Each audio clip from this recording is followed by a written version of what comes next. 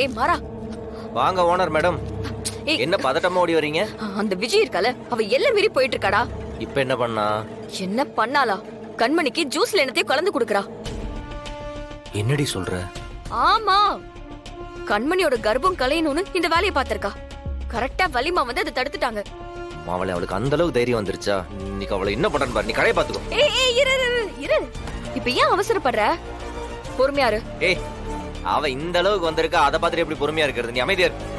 நானும் பாவம் பொம்பளை புள்ள கை நீட்ட கூடாதுன்னு பார்த்தா இவளெல்லாம் எந்த கணக்குலயுமே சேர்த்துக்க முடியாது. நீ அவளால சும்மா விடக்கூடாது. நீ நவுரு. இனி அவளை ஒரு நிமிஷம் கூட வீட்டுல விட்டு வைக்க கூடாது. மாறா, நான் சொல்றது ஃபர்ஸ்ட் கேளு. நம்ம ஏற்கனவே அவகிட்ட சவால் விட்டுருக்கோம். ஒவ்வொரு தடவையும் என்ன ஆகுது, அவளை நம்ம வீட்டை விட்டு அனுப்புறதும் அவ திரும்ப நம்ம வீட்டுக்கு வரதும் தான் நடந்துட்டு இருக்கு. இந்த தடவை அவ எழுந்திருக்கவே முடியாத அளவுக்கு நம்ம அடிக்கணும். எப்படி? வேணா ஒண்ணு பண்ணலாம். என்ன? அவ இந்த குடும்பத்தை பழிவாங்க தான் வந்திருக்கான்னு அப்பாட்ட சொல்லிட்டா. இல்லடா, அத சொன்னா மாமா தான் ஃபீல் பண்ணிட்டு இருப்பாரு. அதுக்கு மேல அவ வீட்டை விட்டு போகணும்னா அவளே போய் ஒத்துக்கிட்டாதான் உண்டு. நம்மெல்லாம் என்ன சொன்னாலும் கூச்சமே இல்லாம அப்படியெல்லாம் நான் செய்யவேலைன்னு சொல்லி சாதிப்பா. அதுக்கெல்லாம் வாய்ப்பு இல்லை. இப்ப நீ என்ன சொன்ன? நம்ம என்ன சொன்னாலும் இல்ல இல்ல இல்ல, அது இல்ல. அதுக்கு முன்னாடி ஏதோ ஒண்ணு சொன்னல. என்ன சொன்ன?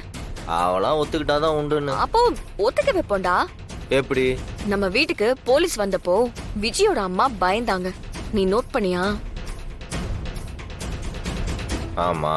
ஒருத்தவங்க போலீஸ பார்த்து பயப்படுறாங்கன்னா அப்ப அதுக்கு என்ன அர்த்தம்? அவங்களும் அக்யூஸ்ட்னு அர்த்தம். அப்போ அம்பிகா பின்னாடி ஏதோ ஒரு பேக் ஸ்டோரி இருக்கும்ல? ஏதோ என்ன ஏதோ, அதெல்லாம் நிறைய தப்பு பண்ணிருக்கோம். அதையே நாம நமக்கு ஃபேவரா ஆக்கிக்க கூடாது. நீ என்ன சொல்ற?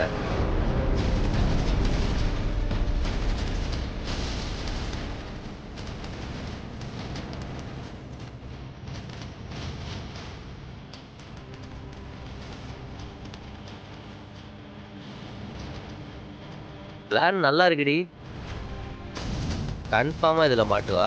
உடனே இம்ப்ளிமெண்ட் பண்ணிடுவோம்.